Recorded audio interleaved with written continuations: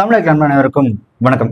கார்த்திக் சுப்ராஜ் அவருடைய இயக்கத்துல சூர்யா, பூஜா ஹெக்டே மற்றும் பலர் நடித்த ரெட்ரோ இந்த திரைப்படம் எனக்கு வெளியா இருக்கு.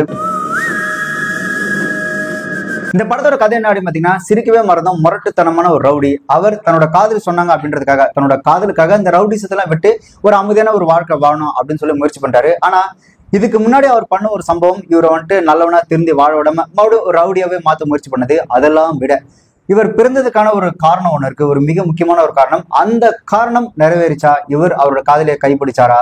அவர் பின்னாடி துரத்துன அந்த இவருக்கு முன்னாடி பண்ண அந்த சம்பவம் என்னவா இவரை மாத்துச்சு அப்படின்றதான் இந்த ரெட்ரோ திரைப்படத்தோட கதை. இந்த படத்தை பத்தி முழுசா பேசுறதுக்கு முன்னாடி இந்த படத்துல ஒரு சிங்கிள் ஷாட் சீன் ஒன்று எடுத்திருக்காங்க. அதை பத்தி கண்டிப்பா சொல்லி ஆகணும்.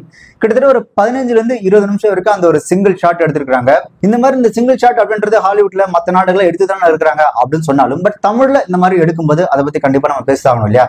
இந்த தமிழ் சினிமால இந்த சிங்கிள் ஷாட் அப்படின்னு எடுக்கும்போது அவங்க என்ன பண்ணுவாங்கன்னா, ஆக்சுவலா அந்த சிங்கிள் ஷாட் சீக்வன்ஸை ஒரு பர்டிகுலர் சீக்வன்ஸா பிரிச்சிருவாங்க. உதாரணத்துக்கு ஒரு ஸ்டண்ட் சீக்வன்ஸ் ஆகவோ, இல்லைன்னா ஒரு ஃபுல் சாங்கவோ, இல்லைன்னா ஒரு எமோஷனல் டிராமாவோ பிரிச்சு வச்சுப்பாங்க. அப்படி பிரிச்சு வச்சு அந்த சிங்கிள் ஷாட்டா எடுக்கும்போது, இப்போ உதாரணத்துக்கு ஒரு ஸ்டண்ட் சீக்வன்ஸா மட்டுமே எடுக்கும்போது என்ன ஆகும்னா, எல்லாருமே அந்த ஸ்டண்ட் சீக்வன்ஸுக்கான மைண்ட் செட்டோட இருப்பாங்க. அந்த மூடோட அந்த ஒரு சீக்வன்ஸை கேப்சர் பண்ணும்போது அது கரெக்டா எல்லாமே ஒத்துழைக்கும். அந்த சிங்கிள் ஷாட் கொஞ்சம் ஈஸியா முடிஞ்சிடும். பட் இந்த சிங்கிள் ஷாட் கிட்டத்தட்ட ஒரு 15 நிமிஷத்துல 20 நிமிஷம் வரைக்கும் எடுத்த இந்த சிங்கிள் ஷாட் எப்படி இருந்தது அப்படின்னா, ஒரு சாங்கான ஒரு பெர்ஃபார்மன்ஸ், அந்த டான்ஸ், அதுக்கப்புறம் பாத்தீங்கன்னா தனிப்பட்ட முறையில் ஒரு மாடியில போய் உட்காந்து ஒரு 2 பேர் உட்காந்து ஒரு எமோஷனலா கொஞ்சம் ஆக்ஷனோட பேசுறது, திருப்பி அங்கிருந்து அந்த எப்படி சொல்றது அந்த எமோஷன்லாம் மறந்து ஒரு நார்மலா சிரிச்சுக்கிட்டே வந்து பேசிட்டே வந்து மறுபடியும் ஒரு டான்ஸ், மறுபடியும் பேசுறது, பேசி முடிச்சுட்டு ஒரு ஸ்டண்ட் சீக்வன்ஸோட கண்டினியூவா பாத்தீங்கன்னா ஒரு கோபத்தோட வர இடத்துல அந்த இடத்துல ஒரு டான்ஸ், திருப்பி அந்த இடத்துல ஒரு ஸ்டண்ட்னு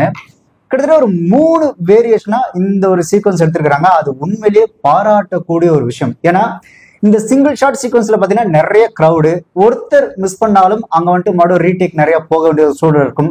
அதெல்லாம் தாண்டி எப்படி சொல்றது, ஒரு கிரவுண்ட் ஃப்ளோர்ல இருக்கும், திருப்பி மாடியில ஒரு சீன் நடக்கும், திருப்பி பால்கனில இருந்து கிரவுண்ட் ஃப்ளோர்ல அந்த கீழே பாக்குற மாதிரி அந்த சீன் எடுப்பாங்க, திருப்பி அங்க இருந்து ஒரு ஆள் கீழே வரும்போது அந்த கேமரா அப்படியே ஃபாலோ பண்ணிட்டு வந்து எடுக்கிறது அப்படின்றது உண்மையிலேயே ஒரு கஷ்டமான ஒரு விஷயம் தான். அதை ரொம்பவே நல்லா எடுத்திருந்தாங்க.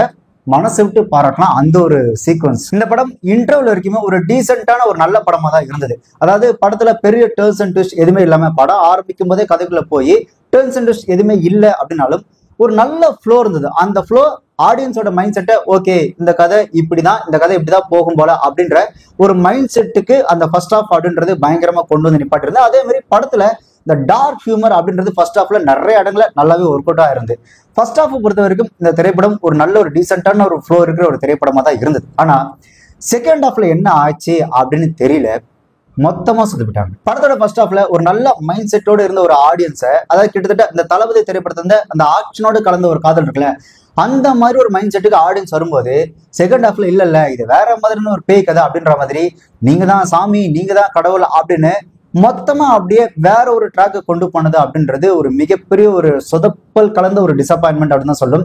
இன்னொன்னு, இந்த திரைப்படத்துல சூர்யா அவர்களுக்கு வலுக்கட்டாயமா திரிக்கப்பட்ட நிறைய ஆக்ஷன்ஸ், அதாவது அவர் நாங்க எப்படி காட்டணும் பாருங்க, அவர் இப்படி காட்டுறோம் அப்படி காட்டணுன்ற மாதிரி வேணும்னே திணிக்கப்பட்ட நிறைய காட்சிகள் இருக்கு. அதுல மிக முக்கியமானது எது அப்படின்னு பாத்தீங்கன்னா, சூர்யா அவர்களோட அந்த இன்ட்ரோடக்ஷன், இன்னும் ஒரு சில காட்சிகளை பாத்தீங்கன்னா வேணும்னே ரஜினி சாரோட சாயல வாண்டடா திணிச்சிருக்காங்க. அதெல்லாம் தேவையில்லை. But Suriya sir acting wise ரொம்பவே நல்லா நடிச்சிருக்காரு. இந்த கங்குவா திரைப்படத்துல கத்தி கழுத்தறுத்தாரு இல்லையா, அந்த மாதிரிலாம் இல்லாம இந்த திரைப்படத்துல பாத்தீங்கன்னா ஒரு நல்ல யதார்த்தமான ஒரு இயல்பான நடிப்போட கூடிய ஒரு எப்படி சொல்ல ஒரு சாந்த சுரூபமா தான் வந்திருக்காரு. ஆக்ரோஷமான பாரியாவும் சரி, காதலிக்கிட்ட அடங்கி போற சோகமான மூஞ்ச வச்சுக்கிற டாக்டர் செல்லப்பாவா இருந்தாலும் சரி, சோ இந்த 2 வேரியேஷனை ரொம்பவே அழகா காமிச்சிருக்கிறாரு சூர்யா அவர்கள். பட் என்ன, அவர் கொடுத்த அந்த பில்டப் தான் ஒரு கட்டத்துல கடுப்பேத்த ஆரம்பிச்சிருச்சு. இந்த கதையை ஒண்ணு காதல், அதுக்கான தியாகம், அதை தொடர்ந்து ஒரு ஆக்ஷன் அப்படின்ற ஒரு ஃபார்மெட்ல கொண்டு போயிருந்திருக்கலாம். அப்படி இல்லைன்னா அடிமைப்பட்ட மக்களே காப்பாற்ற வந்து ஒரு தேவ தூதனா இவர் தான் அந்த மக்களே காப்பாற்ற போறாரு அப்படின்ற மாதிரி ஒரு சுல்தான் ரேஞ்சுக்கு அந்த மாதிரி கொண்டு போயிருந்தா இந்த படம் நல்லா இருந்திருக்கும்.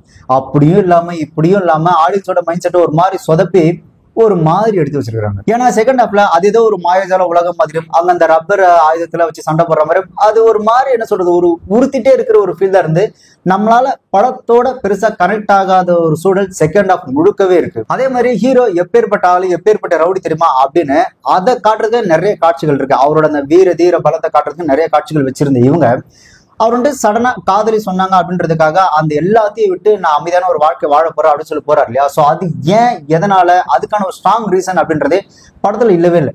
அவரோட அந்த வீர தீர சூரத்தை மட்டும் காமிச்சிட்டு ஒரு கட் சீன்ல வந்துட்டு டக்குன்னு எல்லாத்தையும் அவர் விட்டு வராரு அப்படின்னு காமிக்கிறதுல ரொம்ப அநியாயம். ஆக்சுவலா இந்த மக்களுக்கு கன்வே பண்ண வேண்டிய, இந்த திரைப்படத்துல பேச வேண்டிய நிறைய விஷயங்கள் இருந்தாலும் கூட அவங்க அதை ரொம்ப மேலோட்டமா ஹேண்டில் பண்ணிருக்காங்க.